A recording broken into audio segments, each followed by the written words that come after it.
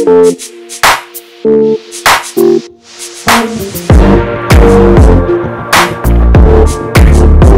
alright.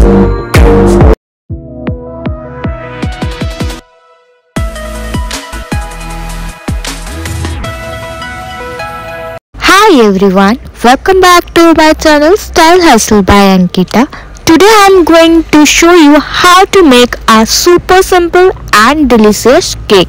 No complicated step, no fancy equipment, just a quick and easy recipe that anyone can follow. So let's get started. আমরা cake খেতে কম বেশি সবাই ভালোবাসি। Christmas হোক, birthday হোক, anniversary হোক বা এনিথিং, অল টাইম আমরা কেক অল দ্য সিজন চলতেই থাকে। তো আজকে তোমাদের সাথে সেই কেকের রেসিপিটা শেয়ার করবো, তাও আবার এগলেস কেক। যারা ভেজিটেরিয়ান আছো, এগলেস কেক খেতে ভালোবাসো, তার জন্য আই থিঙ্ক এই ভিডিওটা খুবই হেল্পফুল হবে। আর এই কেকটা বানাতে খুবই কম সময় লাগে এবং খুবই ইজি টেকনিক, কোনো ওভেন ছাড়াই এই কেকটা হয়ে যাবে। তো চলো এই কেকটা বানাতে কি কি আমার ইনগ্রেডিয়েন্টস লেগেছে। তো প্রথমেই নিয়ে নিয়েছে হচ্ছে 1 কাপ সুজি, আর 1 কাপ সুজি দেওয়ার পর হচ্ছে ওই কাপেই 1 কাপ দেবো হচ্ছে ময়দা। যদি তোমাদের কাছে এখানে কোনো মেজারিং ইনস্ট্রুমেন্ট থেকে থাকে তো তোমরা ওটা করেও মেপে ইউজ করতে পারো, বা একটা কাপ নিয়ে নেবে, তাহলে তোমাদের সবগুলো পরিমাণ মাপতে ইজি হবে। তা চলো ভিডিওতে আসা যাক। আমি এখানে ইউজ করেছি একটা কফি মাগ, যেটাতে আমি সবকিছু মেজার করে করে নেব। তো এখানে সুজি আর ময়দাটাকে প্রথমে ভালো করে মিশিয়ে নেব। প্রথমে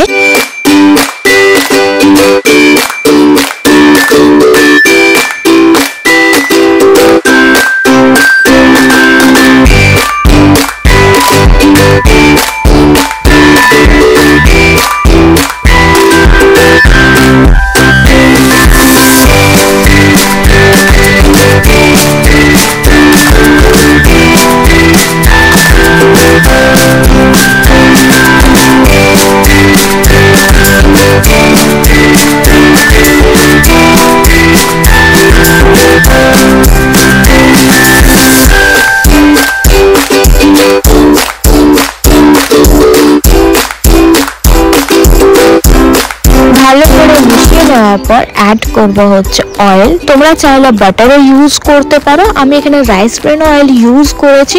এবার অয়েলের মাপটা হচ্ছে যতটা সুজি আর ময়দা দিয়েছো তার থেকে হাফ, একদম চা খাবার যে কাপগুলো থাকে ওটার ছোট কাপে 1 কাপ অয়েল দিলেই চলবে। বাটারটাও সেই অনুযায়ী তোমরা ইউজ করবে। তো এখানে অয়েলটা দেওয়ার পর আমি ভালো করে মিক্স করছি। এখানে মিক্সিংটা হচ্ছে খুবই ইম্পর্টেন্ট টিপস, যেখানে কোনো লাম্পস থাকা চলবে না কেকের মধ্যে। তোমরা চাইলে কোনো ইলেকট্রিক ব্লেন্ডার ইউজ করতে পারো আর ব্লেন্ড করার জন্য। এবার আমি ওই মিক্সিংটাতে ইউজ করব হচ্ছে মিল্ক পাউডার। তোমরা চাইলে এমনি মিল্কও ইউজ করতে পারো, আমার কাছে মিল্কটা অ্যাভেলেবেল ছিল না বলে আমি মিল্ক পাউডার দিয়েছি। আর তোমরা দুটো জিনিসই ইউজ করতে পারো। তো মিল্ক পাউডারটার কোয়ান্টিটি হচ্ছে 1 কাপ, পুরো ভর্তি ভর্তি দিতে হবে। তো মিল্ক পাউডারটা দিয়ে ভালো করে মিশিয়ে টুটি ফ্রুটি আমি ইউজ করছি। তোমরা যে কোনো ড্রাই ফ্রুটস, টুটি ফ্রুটি সব কিছুই দিতে পারো, সেটা তোমাদের চয়েস অনুযায়ী।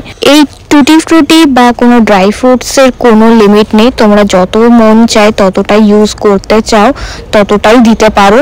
টুটি ফ্রুটি দেওয়ার পর আমি এখানে অ্যাড করব হচ্ছে সুগার। তো আমি এখানে চিনি ব্যবহার করিনি, চিনির জায়গাটা আমি ইউজ করেছি হচ্ছে মিছরি, ওটাকে গুঁড়ো করে রেখেছিলাম। আর মিষ্টিটা তো তোমরা নিজেদের অনুযায়ী ইউজ করবে, বেশি মিষ্টি খেলে বেশি পরিমাণ চিনি দিতে হবে, আর কম খেলে কম দিতে হবে। আমার এখানে মিষ্টিটা খুবই কম হয়েছিল, মানে আমি কম খেতেই ভালোবাসি, তার জন্য আমি কম করে বানিয়েছিলাম। তো মিষ্টিটা দেওয়ার পর, মানে চিনিটা দেওয়ার পর এখানে একটু একটু করে জল দিয়ে আমি ভালো করে মিক্স করে নেব। আর জলটা একেবারে, বা জল বা দুধ যে কোনোই দাও না কেন, সেটা একবারে বেশি করে দিয়ে দিও না, কারণ লাম্পস থেকে যাবে। একটু একটু করে দিও, তাহলে কোনো লাম্পস থাকবে না। এবার এই ব্যাটারটাকে খুব ভালো করে মিক্স করতে হবে আনটিল স্মুথ, মানে একটা ভালো মতন, একটা ভালো স্মুথ একটা ব্যাটার তৈরি করতে হবে মিক্স করে করে। এই মিক্সিংটাই হচ্ছে এখানে একটা মোস্ট ইম্পর্টেন্ট ইম্পর্টেন্ট স্টেপ, যেটা একদমই স্কিপ করা চলবে না। তো এখানে দেখো কত সুন্দরভাবে আমি ব্লেন্ড করে নিচ্ছি সব জিনিসগুলোকে, যাতে কোনো লাম্পস না থেকে যায়।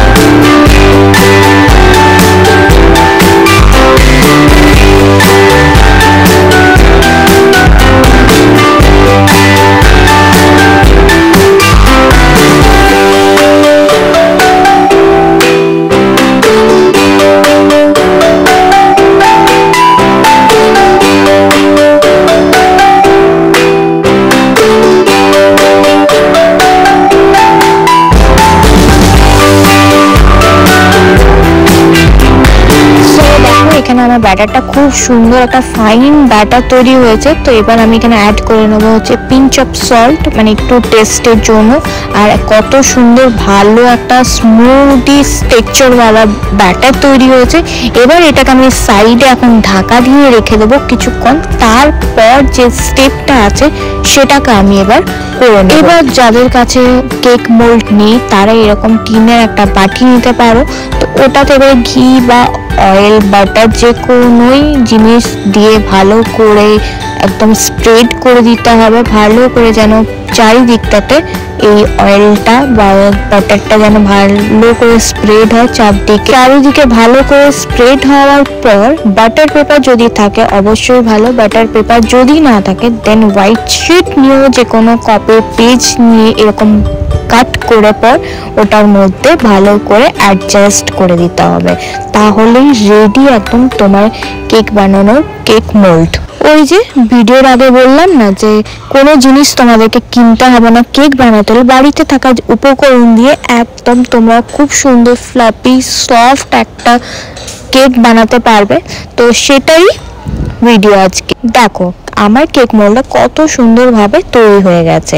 তো এবার এটার মধ্যে হচ্ছে এই ব্যাটারটা পোর করব, তার আগে যেটা বাকি আছে সেই স্টেপগুলোকে এবার কমপ্লিট করতে হবে।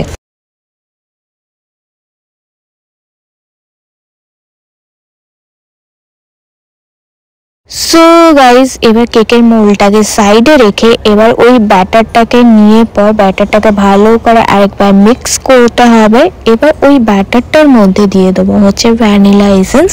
আর ভ্যানিলা এসেন্স আমি এখানে খুবই কম অ্যামাউন্ট ইউজ করেছি, তোমরা দেখলেই বুঝতে পারবে আমি জাস্ট 2 ড্রপ ইউজ করেছি, বিকজ আমার খুব একটা স্মেল পছন্দ নয় বলে। তোমরা যেমন পছন্দ ওই রকম কোয়ান্টিটিতে ইউজ করতে পারো। এসেন্সটা দেওয়ার পর খুব ভালো করে আবারও মিক্স করে নিতে হবে যেন চারিদিকে জিনিসটাকে ছড়িয়ে যায়, পুরো উপর নিচ করে ভালো করে একটা মিক্স করে নিতে হবে। এবার তোমরা অ্যাড করবে হচ্ছে ইনো। যদি তোমরা বেকিং পাউডার অ্যান্ড বেকিং সোডার কোয়ান্টিটি খুব ভালো পরিমাণে দিতে পারো, কেমন কোনটা কম্পেয়ার করে দিতে পারো, দেন তোমরা baking powder baking soda use করতে পারো। আমার এখানে মনে হয় যে ইনোটা বেস্ট, তো আমি এখানে এক প্যাকেট ইনো ইউজ করেছি। ইনোতে দেওয়ার পর দেখো কতটা ফ্লাপি হয়ে গেছে কেকটা। খুব ভালো করে দেখো আমি এখানে মিক্স করে নিলাম। এবার এই মিক্সারটা একদম ওই যে আমাদের কেক মোল্ডটা তৈরি করে রেখেছিলাম ওই কেক মোল্ডটার ওপর মানে ভেতরে দিয়ে দেবো পুরো ব্যাটারটা ভালো করে। ব্যাটারটা সব দেওয়া হয়ে গেল, উপর থেকে তোমরা যদি চাও অবভিয়াসলি গার্নিশ করতে পারো টুটি ফ্রুটি ড্রাই ফ্রুটস দিয়ে। আমি করিনি এখানে, আমি ওটাকে স্কিপ করে দিয়েছি।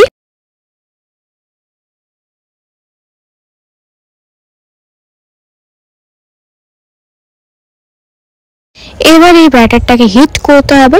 তো হিট করার জন্য প্রথমে আমি গ্যাসের ফ্লেমটা হাই করে আধ ঘন্টা 15 মিনিট আগে এই নুনের ওপর মানে কড়াই নুন দিয়ে এটা আমি আগে থেকে হিট করে রেখেছিলাম হাই ফ্লেমে, দিয়ে 15 মিনিট আমি হিট করে রেখেছি। এবার ওই ব্যাটারটা দিয়ে ফ্লেমটাকে লো করে আমি ঢাকা দিয়ে রেখে দেবো। এটা হতে প্রায়, যদি তোমরা এখানে মিডিয়াম টু হাই ফ্লেমে করো, দেন আধ ঘন্টা 40 মিনিটের মধ্যেই রেডি হয়ে যাবে হচ্ছে তোমাদের কেক। তো দেখো সিম্পল কতটা সুন্দর হয়েছে এই কেকটা। দেখো আমার রেডি হয়ে গেছে, প্রায় আমার আধ ঘন্টা 40 মিনিটের মধ্যেই কেকটা রেডি হয়ে গেছে। এবার দেখে নেবো যে আমাদের কেকটা হয়েছে কিনা। তো দেখো একদম আমার কেকটা পুরোপুরি কুকড হয়ে গেছে। তো কোনো জিনিসে মানে আমার যে ছুরিটা আমি ঢোকাচ্ছি কোনো ব্যাটার লেগে আসছে না, তার মানে এটা হচ্ছে প্রপার কুকড হয়ে গেছে। এবার এটা ঠান্ডা হলে আমি এটাকে ডিমোল্ড করব। তোমরা কেকটা দেখেই বুঝতেই পারছো কতটা সফট আর কতটা স্পঞ্জি হয়েছে। তো এটা আমি পরে তোমাদেরকে দেখাবো জিনিসটা যে কতটা সফট আর স্পঞ্জি হয়েছে যখন এটা ডিমোল্ড করে কাট করব। তো দেখেই তো খুবই লোভ লাগছে, তোমাদের লাগছে কিনা কমেন্ট করে জানিও। তো এইভাবে কেকটা একবার তোমরা বানানোর চেষ্টা করো বাড়িতে। খুবই সিম্পল একটা ইনগ্রেডিয়েন্টস ইউজ করেছি, আই থিঙ্ক এইগুলো সব বাড়িতে অ্যাভেলেবেল থাকে। তো দেখো এই যে আমি কেকটাকে উল্টে দিলাম আর কোনো সাইডে লেগে নেই, কোনো জায়গাতে থেকে ছেড়ে যায়নি বা কোনো নষ্ট হয়নি। কত সুন্দর দেখো বাটি থেকে বেরিয়ে আসলো জিনিসটা। সো আমার এই সিম্পল কেকের রেসিপি ভিডিওটা তোমাদের কেমন লাগলো জানিও। ভালো লাগলে অবশ্যই লাইক কমেন্ট শেয়ার করবে। আর যারা যারা আমার চ্যানেলে এখনো নতুন আছো সাবস্ক্রাইব করনি, প্লিজ সাবস্ক্রাইব করে দিও আর পাশে থাকা বেল বাটনটাকে অন রাখো যখনই আমি ভিডিও আপলোড করবো, যাতে তোমাদের কাছে তাড়াতাড়ি সবার আগে নোটিফিকেশনটা পৌঁছে যায়। সো আজকের এই এগলেস কেকের রেসিপিটা তোমাদের সাথে শেয়ার করলাম।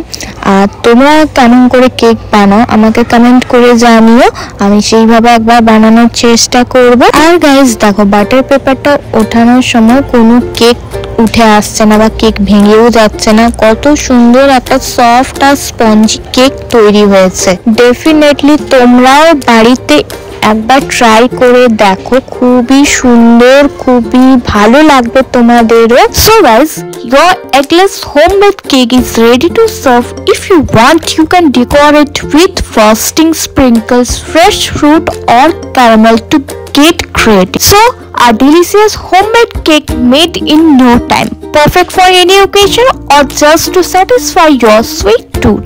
If you enjoyed this recipe, give this video a thumbs up, subscribe to my channel for more easy recipe, and don't forget to hit the bell icon so you never miss an update. Thanks for watching and I will see you in the next video. Happy baking!